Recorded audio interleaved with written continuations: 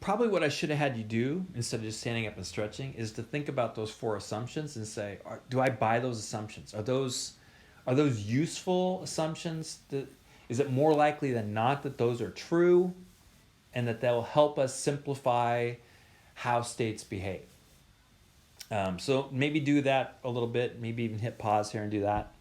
Because now we're going to take those assumptions and we're going to say, well, what follows from those assumptions?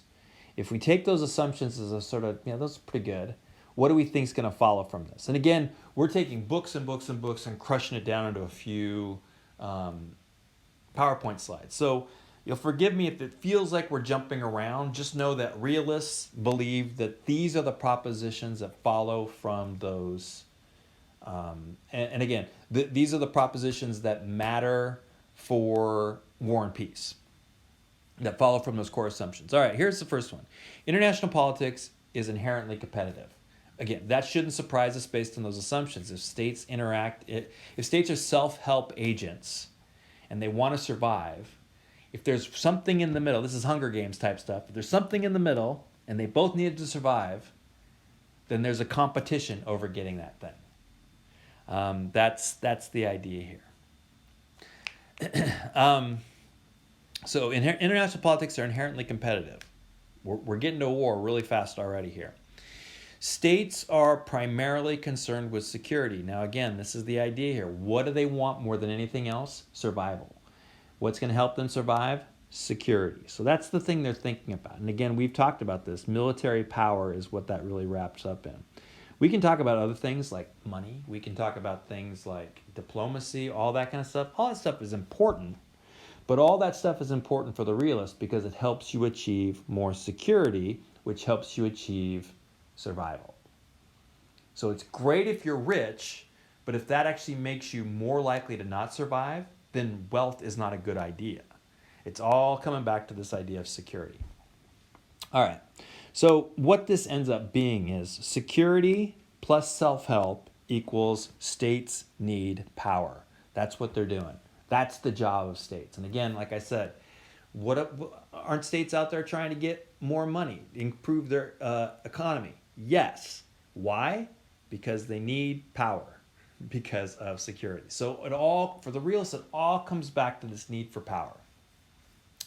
And the realists kind of split here, okay? So right now I've been saying all realists are kind of like in this room, shaking hands, eating shrimp, things like that, hanging out. But now they're going to sort of draw a line between them and say, we completely disagree. And there's actually a huge divide between realists on that. You're going to get very different outcomes, very different theories based on this divide. There's this one side that says defensive realism. Defensive realists are going to say, look, here's what states should do. Here's what states will do given the assumptions we have. They will maximize security. They will try to get just enough power. Because if they get more power, it actually makes them a target. Everybody starts to say, that guy's got too much power. We got to take him down a peg. But if you have just enough security, then you're both safe and you're not concerned about somebody coming and attacking you. That's defensive realism, is you're maximizing your security. Offensive realism is going to say, well, hold on. I love what you just said, defensive realists. You want to maximize your security. You need enough power. Great. What's enough power? It's like me coming to you and saying, I guess I'm not saying it very well. But the point is, if you ask somebody, do you have enough money? I mean, no one's ever going to say, yes, I have enough money. Now I can stop. I no longer need more money. Like if you go to any business out there and say, you got enough money? Are you good? Are you going to stop now? No, I want more money. That's going to be the same thing here, is essentially the offensive realist says you need enough power, but since you don't know everything in this world, you'll never know if you have enough. And it's much better to err on the side of having too much power than having too little power. And so you will always try to get more power. You'll never have enough power, which means you're trying to maximize power. Now that may not make a lot of sense right now in terms of how that plays out, but it definitely is going to play out differently for how theorists see the world. All right. What the defensive realist idea is going to come down to, the defensive realist is really concerned about this. The offensive realist is not concerned about this. And it's called the security dilemma, which is gaining power can undermine security. I go out there, I get some new missile systems because I want to make sure that we're going to be safe. But those new missile systems, if I'm country B over here, they might think, oh, those missile systems are going to come and make us in trouble. So now we have to get more missile systems, or we have to attack them to make sure that they don't sort of get ahead of us. And this is the security dilemma, is you can get, by getting more security, you can actually make yourself less secure. The defensive realist is very concerned about this right here. The offensive realist is going to say, it's not a concern. It's way better to have too much power and let the other guy sweat it out than you. And that's going to make really big differences. We'll talk about this more, for example, when we talk about, say, China and how that might sort of play out with a rising China. How would offensive realists and defensive realists see a rising China? All right, states are concerned with these things called relative capabilities. They're not concerned, so it's not about how much, how do I put this? Again, this is going to feel a little bit more like the defensive realist here, but the offensive realist has a little bit of this. Essentially, it's less that I'm concerned about how much power you have. It's about how much power you have relative to me. So, for example, China back in the 1970s. China back in the 1970s was not very prosperous. There was a lot of people there. It seemed like a great place to, send businesses and all that kind of stuff because there's good markets there. But essentially, power-wise, they were not very powerful at all. And so the United States was really interested in trading with China. Fast forward a little bit, and all of a sudden, China has a lot more power. And now the assumption from the realists is that when we trade with China, we're both getting stuff out of this deal. The U.S. gets something out of this deal, China gets something out of this deal. But if China gets a little bit more out of the deal, then their power is going to grow faster than ours. So I'd rather not cooperate at all and lose a little bit of stuff than to cooperate and gain some, but they gain more. That's what relative capabilities are. Relative gains, or we might call it. So for the liberal that we're going to talk about on Monday, trade is always a good thing. For the realist, trade is only a good thing if you're getting more out of the trade than they are. Sometimes we call this a thing called zero sum, that what I gain, you lose, and what you lose, I gain. That's kind of the way that the world is seen through that. I hope this is making sense. I can't really tell if it's making sense, but you guys can ask questions on Monday or email me or whatever if things aren't sort of lining up in place. States tend to balance power without intending to do so. Now we're getting to sort of the things. So far, I've just been throwing propositions out at you. These are interesting propositions that follow from the assumptions, but honestly, man, I'd still be a little confused if I was new to this game. I'd say, I don't really know what this has to do with war and peace. We're getting there. This is all going to become super simplified to the point where with realism, you actually don't need to know that much about the world. It actually makes things pretty dang simple. In fact, one of the big criticisms of realism is it oversimplifies the world.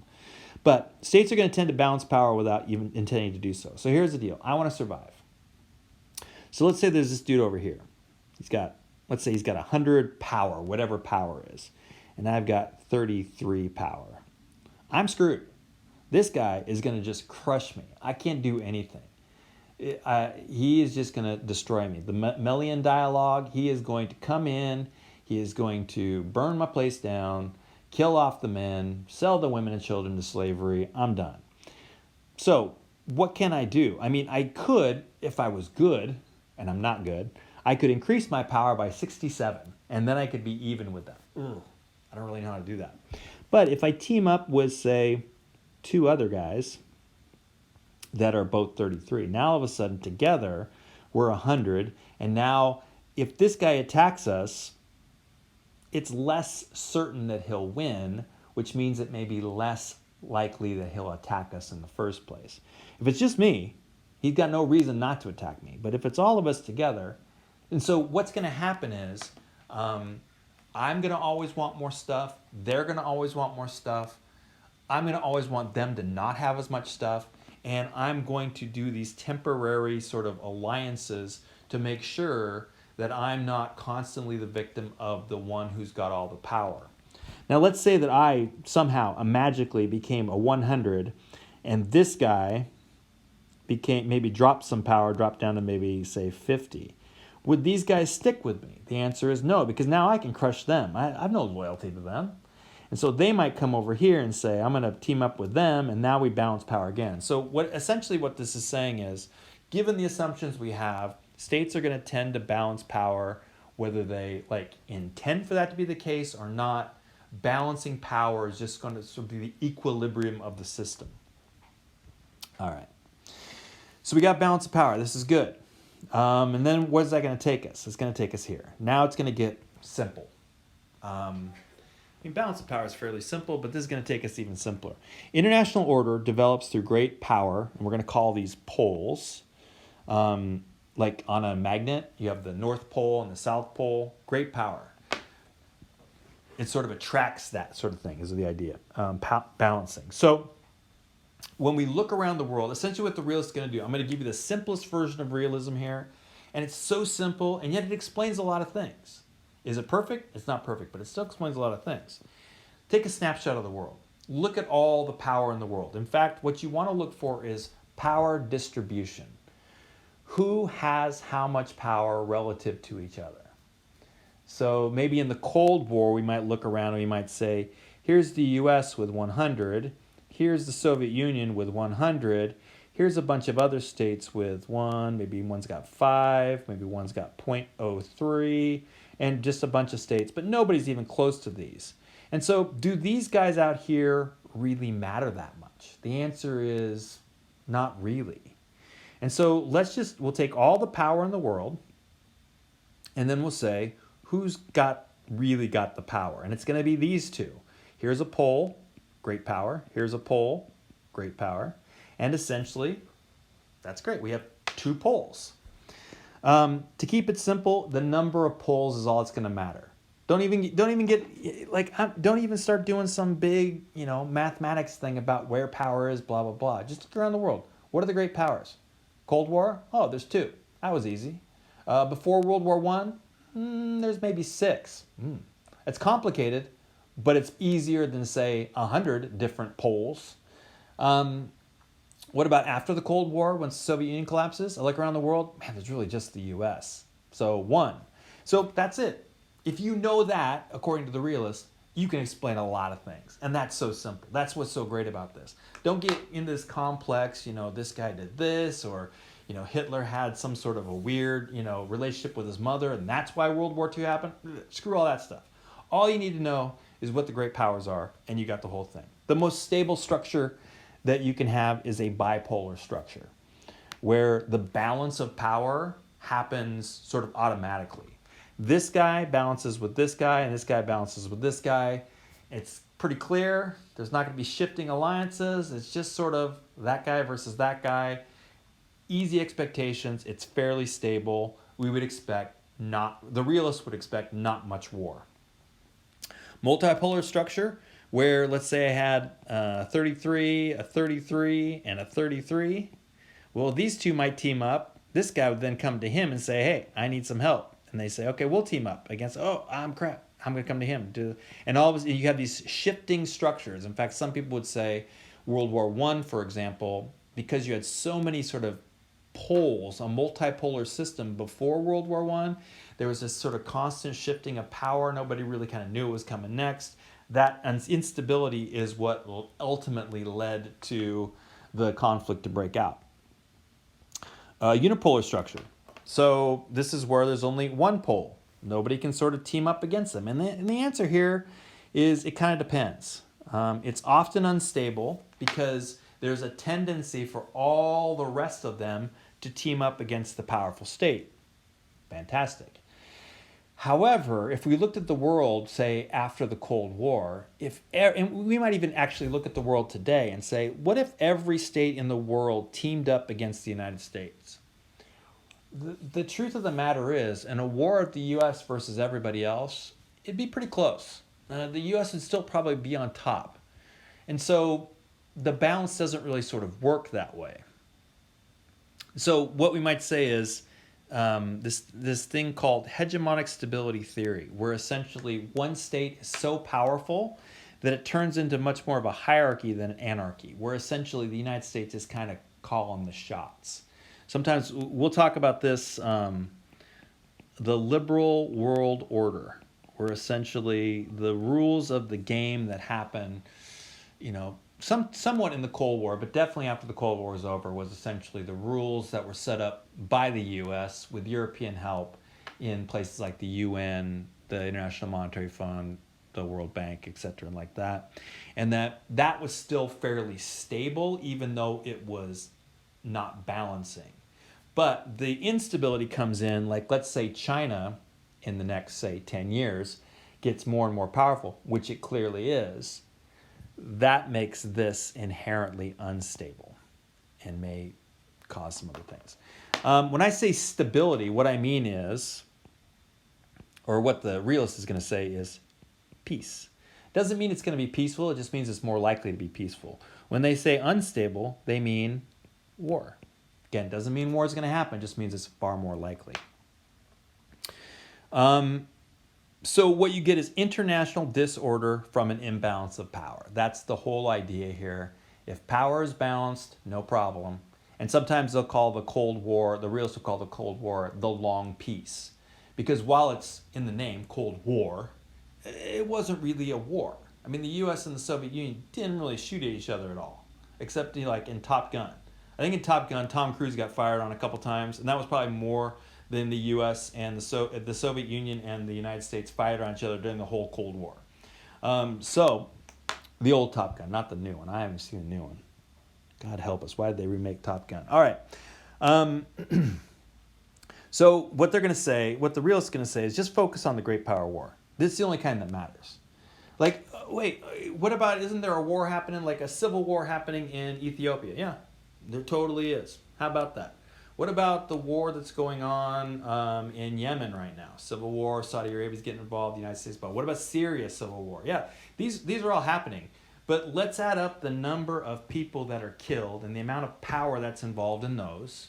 And then we're going to compare it to a great power war like, say, World War II. Or let's compare it to something like a World War III where nuclear weapons are involved. Like, those are just little piddly things. Who cares about those? I mean, again, as a realist, they're going to say, look, I care about them. I'm a human being. But what this is really all about, it's really all about great power war, the kind that sort of will shake the earth and will cause a lot of destruction, a lot of damage, a lot of human life lost. Those are the things we should be talking about. The rest of this stuff is just sort of, whatever. It's like, this is maybe a little insensitive, but the realist might compare, we should be looking out for, if you're a person who's concerned about health, you should be more concerned about avoiding things like heart disease and avoiding things like cancer than you should about, say, twisting your ankle. Twisting your ankle is going to be annoying, but you'll get over it. And essentially, the realist is going to say, if you want to compare the destruction, the human life, the trauma that a great power war compared to, say, a civil war in like Yemen or in Bosnia-Herzegovina, something like that, we're talking about cancer versus a twisted ankle. And why are we talking about the twisted ankle? That's essentially what the realist would say. All right, those are the main propositions. I'm having you watch a quick video. It's super quick. It's just Niall Ferguson talking about some of these ideas. And then we'll come back and talk about the conclusions of the realist theory and the criticisms. And then that'll be it.